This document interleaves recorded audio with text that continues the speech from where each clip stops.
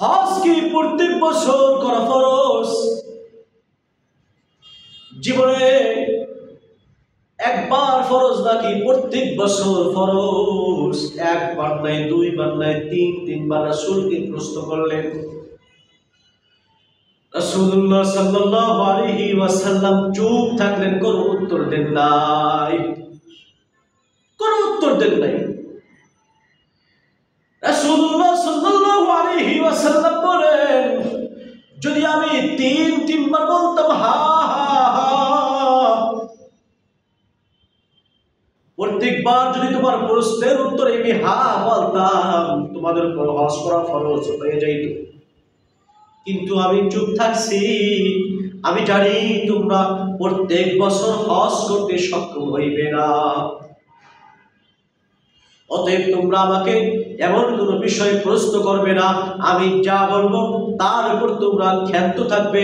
কেননা আগেরকার জামানার বনী ইসরাঈলের লোকেরা তাদের নবীদেরকে বেশি বেশি প্রশ্ন করত, নবীদের কথার উপর টক্কর দিত, তারা ধ্বংস হয়ে গেছে। নবীদেরকে বারবার প্রশ্ন করে বিভ্রান্তির মধ্যে ফেলাইতো, এই জন্য তারা ধ্বংস হয়ে গেছে। আমি যেই মাসাইল একবার বলি তোমরা চুপ থাকবে, বেশি বারবার প্রশ্ন করবে না। এখানে একটা জিনিস আমরা বুঝতে পারলাম, যখন আল্লাহর ঘর তওয়াফ করার সমর্থন হবে, আল্লাহর ঘরে যাওয়া এবং আসা পাথেও যখন আমাদের কাছে থাকবে, এই পরিমাণ টাকা আমরা যখন গুছাইতে পারবো, তখন হজ করা ফরজ।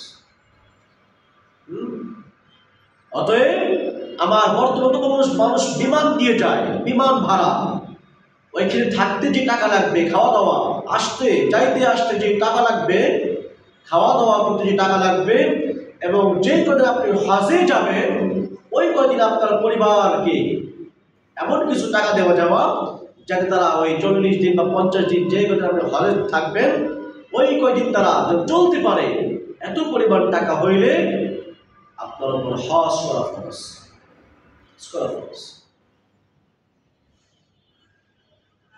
আর যদি কোনো ব্যক্তি হজে না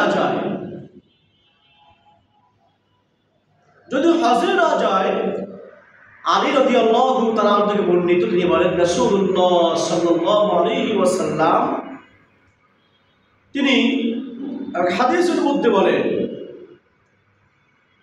যার কাছে টাকা এবং পয়সা থাকলো, আল্লাহর ঘর তওয়াফ করার সামর্থ্য থাকলো, যে ব্যক্তি হজে যাওয়ার সামর্থ্য অর্জন করলো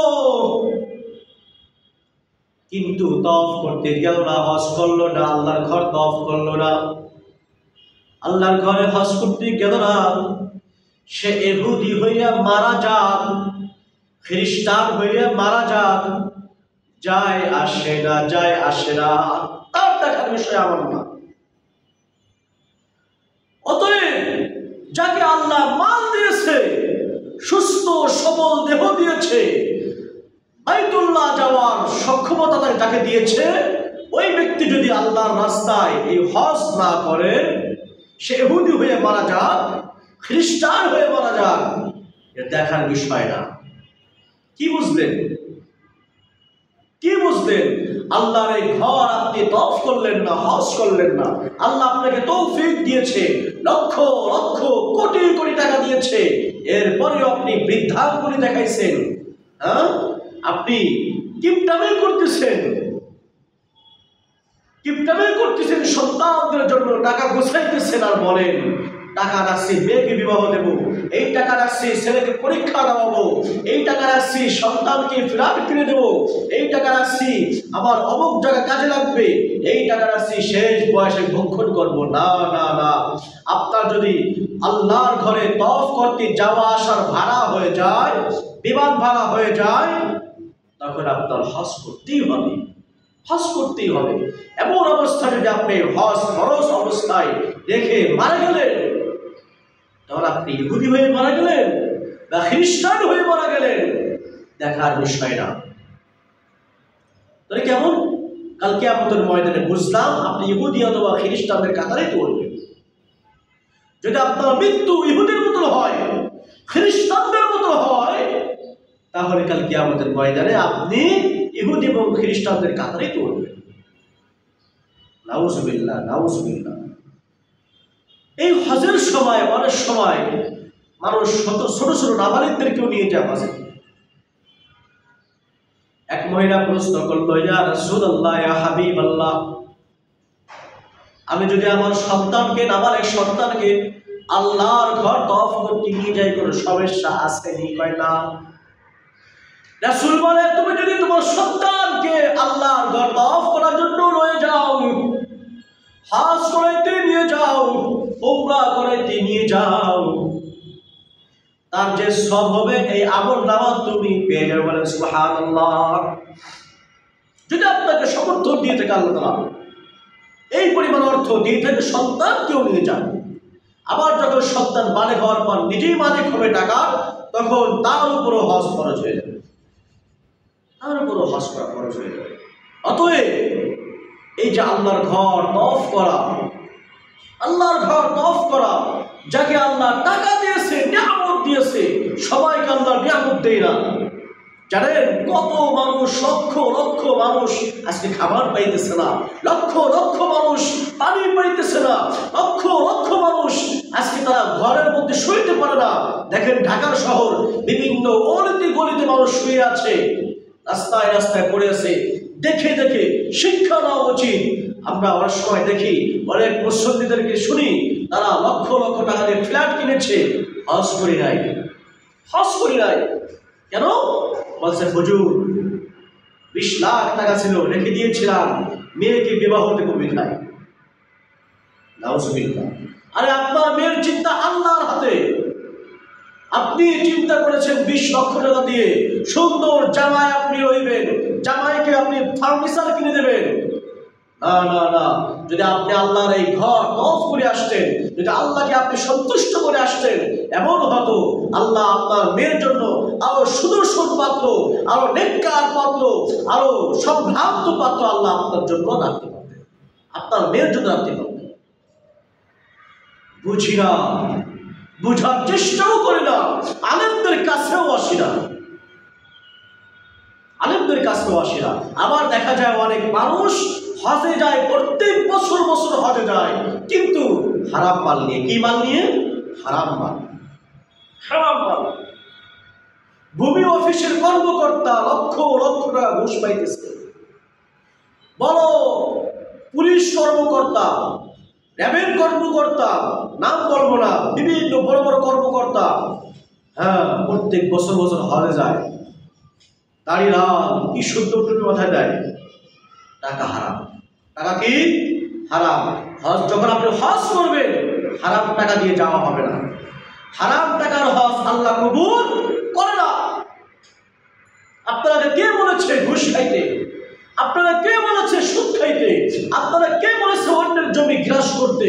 আপনারা কে বলেছে অন্যের মাল আপনি গ্রাস করে খাবেন? খবরদার, খবরদার। গ্রাসকৃত মালের মাল নিয়ে আল্লাহর ঘর তওয়াফ করে আল্লাহকে রাজি করবেন, আল্লাহকে খুশি করবেন, রাসূলকে খুশি করবেন, ফেরেশতাদের দোয়া নেবেন। না না না, হবে না।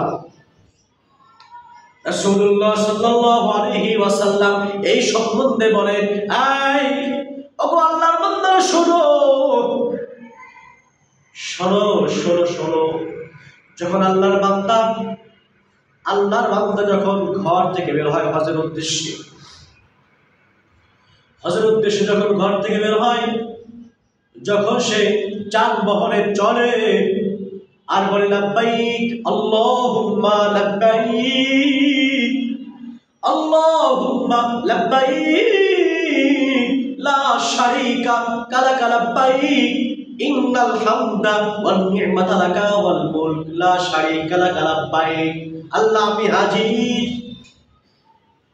একজন ফেরেশতা আসমান থেকে ঘোষণা করে, আয় আল্লাহর বান্দা, তোমার মাল হালাল, তোমার মালের মধ্যে কোনো ভেজাল নাই, তোমার হজ হবে পবিত্র, তোমার হজ হবে নেককার, তোমার হজ হবে পূর্ণময়, তুমি আল্লাহর সন্তুষ্ট অর্জন করতে চাইতেছো, আল্লাহ তোমার উপর রাজি খুশি আছে। কেন? তোমার মাল, তোমার পাথেও সব কিছু হালাল। সব কিছু কি হালাল। হারাম মাল নিয়ে যখন কোন বান্দা হজের উদ্দেশ্যে বের হয়, ফেরেশতারা আবার বলে, আয় আল্লাহর বান্দা, কেন তুমি ঘর থেকে বের হয়েছো? তুমি হারাম মাল নিয়ে পবিত্র ঘর কাবা ঘর তওয়াফ করতে চাইতেছো, তোমার এই তওয়াফ কবুল হবে না। তুমি লাব্বাইক লাব্বাইক লা শারীকা লাক লাব্বাইক যত বড় কবুল হবে না। তোমার মাল হলো হারাম, তোমার মাল হলো ঘুষের টাকা। তুমি যে টাকা নিয়ে বের হয়েছো, সুদের টাকা, ঘুষের টাকা, অন্যের জমি তুমি গ্রাস করে নিয়ে আল্লাহর রাস্তায় বের হয়েছো না, তোমার এই হজ কবুল হবে না, তোমার এই হজ পূর্ণময় হবে না, তোমার উপর আল্লাহ সন্তুষ্ট হবে না, তোমার উপর নবী মুহাম্মদুর রাসূলুল্লাহ সাল্লাল্লাহু আলাইহি ওয়াসাল্লাম সন্তুষ্ট হবে না। তুমি ফেরেশতাদের দোয়া কইতে পারবে না, ফেরেশতাদের দোয়া লইয়া তুমি আসতে পারবে না। তাহলে কেন আপনি কেন অন্যের মাল বিনাশ করে আল্লাহর রাস্তায় যাবেন? আল্লাহ তো আপনার উপর খুশি হইল না। হজ করতে হবে হালাল মাল দিয়ে, হালাল মাল, টাটকা মাল, নির্ভেজাল মাল। হ্যাঁ, আপনি হজে যাইতেছেন 7 লক্ষ টাকা খরচ করে, যদি কারো একটা কলার দামও, অন্যের কলা বেচা টাকাও যদি আপনার এই 7 লক্ষ টাকার মধ্যে থাকে, সব শেষ, সব শেষ। অতএব হিসাব করতে হবে। আমি কাউকে শুরু করতেছি না, প্রত্যেকটি মানুষকে আমি বলতেছি, প্রত্যেকটি জাতিকে বলতেছি, এই মুসলমানরা শোনেন, খবরদার খবরদার, হারাম মাল, হারাম মাল পকেটে নিয়েন না। কালকে একজন বলল, একজন সিকিউরিটি গার্ড বলল, হুজুর আমি এক মালিকের কাজ করেছি, তিনি বিশাল এক কোম্পানির মালিক, আমার 4000 টাকা দিচ্ছে না। বারবার ফোন করে বললাম, আমার 4000 টাকা দিয়ে দেন। হাসে আর বলে, ওই টাকা তোকে দেবো না। সিকিউরিটি গার্ড বলল, হুজুর তিনি নামাজ পড়ে, 5 ওয়াক্ত নামাজ পড়ে, এই পরিমাণ দাড়ি, লাল দাড়ি, চুলগুলো লাল, দাড়ি লাল, মিন্দি লাগায়, সুন্নাত তরিকায় চলে, অথচ আমি গরিব মানুষ, অসহায় মানুষ, আমার টাকা তিনি মেরে দিয়েছে। নাউজুবিল্লাহ। আপনার নামাজ কবুল হবে? আপনার হজ কবুল হবে? হবে না। আপনার ইফতারি কবুল হবে না, আপনার দান সদকা কবুল হবে না, আপনার কুরবানি কবুল হবে না। কেন? অন্যায়ভাবে মাল গ্রাস করেন না। হে চাঁদাবাজ ভেড়া, অন্যের দোকান থেকে জোর করে চাঁদা লইতেছে। কত সুন্দর, কত সুন্দর বাংলাদেশ। এখানে যদি তুমি ব্যবসা করতে চাও, তুমি এখানে দোকান দিয়েছো, আগে আমাকে 10 লক্ষ টাকা দাও। নাউজুবিল্লাহ। সেই 10 লক্ষ টাকা দিয়ে নেতা বিভিন্ন জায়গায় মানুষকে খাওয়াবে, আর এই জনগণ এই চাঁদাবাজের পিছনে ঘুরে হারাম টাকার একটা জুস খাইতেছে, হারাম টাকার একটা পানি খাইতেছে। একটু খুঁজতো না আমার নেতা কোত্থেকে আনছে? সে কি তার ঘর ভাড়া দিয়ে আনছে? সে কি তার ঘর ভাড়া দিয়ে সেই টাকা দিয়ে কি আমাকে জুস খাওয়াইতেছে, পানি খাওয়াইতেছে, বিড়ি খাওয়াইতেছে? হিসাব দেওয়া হবে। আপনার নেতা অন্যের দোকান থেকে 10 লক্ষ টাকা চাঁদা নিয়ে আপনাকে 20 টাকার একটা জুস কিনে দিয়েছে, আপনি ঢকর ঢকর করে খেয়ে ফেলছেন, ঢক ঢক করে খেয়ে ফেলছেন। 20 টাকার একটা পানি দিয়েছে, ঠান্ডা পানি আপনি সুন্দর করে খেয়ে নিয়েছেন। একটু খোঁজ নিয়ে দেখলেন না যে আপনার নেতা অন্যের কাছ থেকে চাঁদা আদায় করে আপনাকে খাওয়াইছে। হ্যাঁ, আপনি নেতা হারাম টাকার জুস খেয়ে মসজিদে আসছেন, নামাজ পড়তেছেন আর বলতেছেন ইহদিনাস সিরাতাল মুস্তাকিম, আল্লাহ সঠিক পথ দেখাও। সিরাতাল্লাযীনা আন'আমতা আলাইহিম, যেই পথে নবীরা চলছে, নবীদের উপর তুমি খুশি হয়েছো, যেই পথে ভালো মানুষ চলছে, সেই পথ তুমি আমাদেরকে দেখাও। যাদের উপর তুমি নিয়ামত দান করেছো, তাদের পথ তুমি দেখাও। নিয়ামত কাদের উপর নাজিল হয়েছে? নবীদের উপর। শহীদদের উপর, সিদ্দিকীনদের উপর, মুত্তাকিনদের উপর, মুহসিন বান্দাদের উপর। সেই পথ আপনি তালাশ করেন। অথচ নেতার ঘুষের টাকা, নেতার চাঁদার টাকার আপনি জুস খাইয়ে মসজিদে আসছেন। হ্যাঁ, পরিবর্তন হবে না। এই বাংলাদেশের মানুষ পরিবর্তন হবে না। চিন্তা করে না, আমি হজে যাইতেছি, হজ থেকে এসেও একটা খারাপ মানুষের পিছনে পিছনে করতেছি। আপনার নেতা নামাজ নাই, নেতার দাড়ি নাই, নেতার সুন্নাত নাই, নেতা মিথ্যা কথা বলে, নেতা চাঁদাবাজি করে। আহা আহা, যাই হোক, চাঁদার টাকা দিয়ে হজে যেন না, হজ কবুল হবে না। চাঁদার টাকা দিয়ে উমরায় যেন না, উমরা কবুল হবে না। ওইখান থেকে আপনার উপর গায়রিল মাগদুবি আলাইহিম, আপনার উপর আরো অকল্যাণ ফেরেশতারা বদদুয়া করবে। ফেরেশতারা বদদুয়া করবে, হে আল্লাহর বান্দা, দোকানে দোকানে গিয়ে গরিবদের পকেট মেরে, গরিবদের কাছ থেকে আত্মসাৎ করে তুমি চাঁদার টাকা নিয়ে হজে আসছো।